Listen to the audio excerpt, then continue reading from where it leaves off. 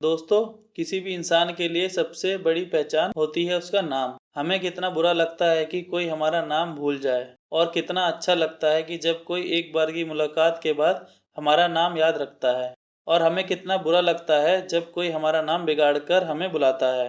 तो ये तो थी इंसान की बात। सोचो जरा, अगर एक देश से उसका नाम छीनकर उसकी पहचान बदल दी जाए, उसे उस नाम से बुलाया जाने लगे जिससे उसका उसकी संस्कृति से कोई मतलब नहीं, जिस नाम के कोई मायने नहीं, और उससे भी बड़ी बदनसीबी जब उस देश को आजाद हुए 75 साल भी हो चुके हैं और उस देश की सरकारों पर कोई फर्क ना पड़े, उन्हें कभी ख्याल ना आए कि गलती को ठीक कर लिया जाए। लेकिन अब वो पल आ चुका है जब इंडिया को उसका ओरिजिनल नाम भारत रखा जा सकता है। ऐसा आने वाले न्यू पार्लियामेंट सेशन में हो सकता है, लेकिन G20 के देशों के प्रमुखों को डिनर के इनवाइट में प्रेसिडेंट द्रौपदी मुर्मू के लेटर पैड पर रेजिडेंट ऑफ भारत देखकर जैसे उस बात पर मोहर लग गई हो। उसके बाद विपक्ष के कुछ लोगों का कहना है कि उनके इंडिया अलायंस के बनाने पर गवर्नमेंट डर कर इस इंडिया नाम को चेंज करके भारत करने जा रही है, और सीएम केजरीवाल ने कहा कि कल को हम विपक्ष अपना अलायंस का नाम बदलकर अगर भारत रख लेंगे तो क्या देश का नाम बदलकर बीजेपी हो जाएगा। और न जाने इसके अलावा क्या कुछ कहा गया। तो आज इस वीडियो में हम इसी मुद्दे पर डिटेल में बात करेंगे और पता करेंगे कि ये भारत नाम रखने की क्या वजह है, और ये भी बताएंगे कि कैसे सैकड़ों सालों से वेद पुराणों में भारत का जिक्र है। तो चलिए शुरू करते हैं। मैं हूं आकाश मिश्रा और आप देख रहे हैं मोटिफैक्ट्स फ्यूजन। अगर आपको ऐसे वैल्यूएबल टॉपिक पर इंटरेस्ट है तो इस वीडियो को लाइक करें और चैनल को सब्सक्राइब करें ताकि आगे और भी वीडियोस आप देख पाएं। ये तो आपके लिए बिल्कुल फ्री है, लेकिन इससे हमें बहुत मदद मिलेगी आगे और भी वीडियोस बनाने में। दोस्तों, हजारों साल पुरानी सनातन परंपरा में हर चीज के मायने हैं। यहाँ कुछ भी चीज ऐसे ही नहीं है। यहाँ पर हर चीज का अपना एक विधान होता है, चाहे वो खान पान हो, योगासन हो, चाहे पूजा पद्धति हो। हर चीज का एक नियम है और उसके पीछे एक दर्शन है और उसके पीछे एक गहरा विज्ञान है। तो क्या जब सनातन धर्म के भूखंड के नाम रखने की बात आई होगी तो क्या उन्होंने ऐसे ही थोड़ी कुछ भी रख दिया होगा। सैकड़ों सालों से इस देश का नाम भारत था, लेकिन जब तुर्की सिंधु घाटी से भारत में घुसे तो वो लोग सा को हा बोलते थे, जिससे सिंधु का हिंदू हो गया और इसी से देश का नाम हिंदुस्तान हो गया, और इसमें हिंदू नाम के होने की वजह से हिंदुस्तान कहा जाने लगा। और फिर बाद में जब अंग्रेज भारत आए तो वो इसे इंडस वैली नाम से बुलाने लगे और उसी से भारत का नाम बदलकर इंडिया कर दिया गया। और वैसे भी अंग्रेजों से भारत या हिंदुस्तान बोलना बहुत मुश्किल था, तो उन्होंने देश का नाम इंडस से इंडिया कर दिया। तो वैसे भी जब हमारे देश पर दूसरों का कब्जा था तो उन्होंने अपनी सहूलियत के हिसाब से नाम को कई बार बदला। और वैसे भी जब कोई किसी देश पर कब्जा करता है तो सबसे पहले उसकी पुरानी पहचान को हटा देता है। ऐसा ही कुछ भारत नाम के साथ हुआ और इंडिया रख दिया गया। पर जब 1947 में जब देश आजाद हुआ तो इसका नाम बदलकर भारत कर दिया जाना चाहिए था, लेकिन किसी ने ऐसा नहीं किया। गुलामी में मिले नाम इंडिया को ही अपने माथे पर चिपका लिया और सभी बैंकों, इंस्टीट्यूशन, कंपनीज और गवर्नमेंट स्कीम में भी इंडिया नाम कबूल कर लिया गया।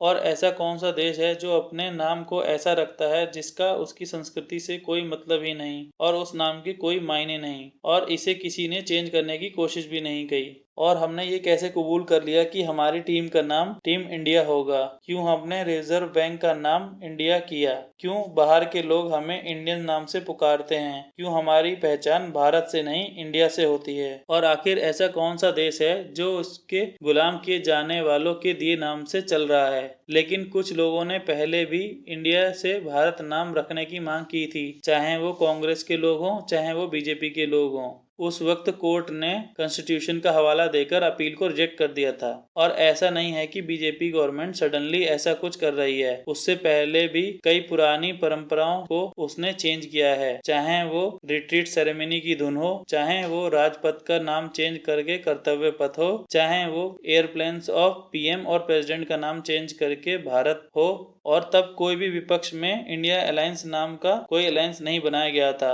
और यही नहीं, कई लोकल स्टेट गवर्नमेंट ने तो अपने शहरों के पुराने नाम जैसे मद्रास को चेन्नई, बॉम्बे को मुंबई, कलकत्ता को कोलकाता, बेंगलोर को बेंगलुरु। तो ये बात नहीं समझ आती कि शहरों के नाम को उनको पुरानी पहचान दिलाना सही है तो देश को उसकी असली पहचान दिलाना कैसे गलत है। और अगर इसमें पॉलिटिक्स को साइड कर दिया जाए तो देश के कई सारे सेलिब्रिटीज ने इस नाम को चेंज करने पर बहुत अच्छा बताया, चाहे वो अमिताभ बच्चन हो, चाहे वो सुनील गावस्कर हो, चाहे वो वीरेंद्र सहवाग हो। उन्होंने तो ये तक कह दिया कि टीम इंडिया का नाम बदल के टीम भारत कर दिया जाए। और जब ऐसे बड़े बड़े सेलिब्रिटीज इसमें खुलकर अपने इमोशन का इजहार कर रहे हैं, खबर आने से पहले ही अपना अप्रूवल दे रहे हैं, तो आम आदमी कितना खुश होगा। और किसी को भी मीनिंगलेस नेम दे दिया जाए तो उसकी क्या ही वैल्यू होगी, आप खुद समझ सकते हैं। दोस्तों, चाहे ज्ञानवापी का मामला हो, चाहे कृष्ण जन्मभूमि का, चाहे इंडिया का नाम बदलकर भारत कर देने का, जब भी ऐसे मामले आते हैं तो कुछ आर्ग्यूमेंट आते हैं कि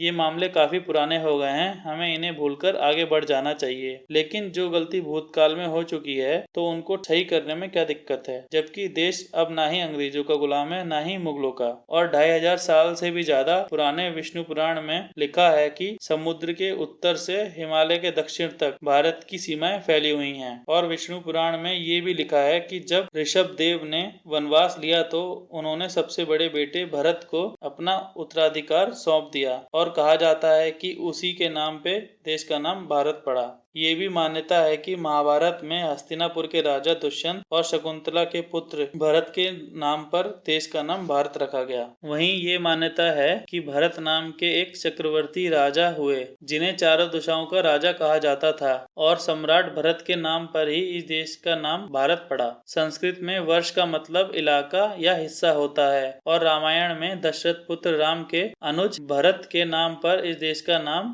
भारत पड़ा। एक बड़ी मान्यता ये भी है कि नाट्य शास्त्र के महान भरत मुनि के नाम पर इस देश का नाम भारत पड़ा। अब ये सब इतिहास है देश के भारत नाम होने का। ये मान्यताएं और तथ्य हैं इस नाम के पीछे। और कुछ लोग चाहते हैं कि हम अपनी पुरानी मान्यताओं और धार्मिक तथ्यों को साइड में रख दें क्योंकि मामला थोड़ा पुराना हो चुका है। ऐसी बातें करने वालों को या तो अतीत का ज्ञान नहीं है या उन्हें अपने कल्चर की कोई नॉलेज नहीं है। लेकिन कुछ लोगों की नासमझी से हम पूरे देश को सजा नहीं दे सकते। और भारत ही नहीं, बहुत सारे धार्मिक किताबों और पुराणों में देश का नाम जम्बूद्वीप, हिमवर्ष और भारतखंड भी दिया गया है, जो कि हमारे न्यू जनरेशन के लोगों को बताना बहुत जरूरी है। उम्मीद करता हूँ कि मेरी ये कोशिश आपको पसंद आई होगी, और अगर ऐसा है तो इस वीडियो को लाइक करें और अपनी फैमिली और फ्रेंड्स में ये वीडियो शेयर करें ताकि हम ये जान सकें कि इंडिया और भारत के मैटर पर उनका क्या व्यू है। और प्लीज अपनी राय कमेंट बॉक्स में जरूर दें।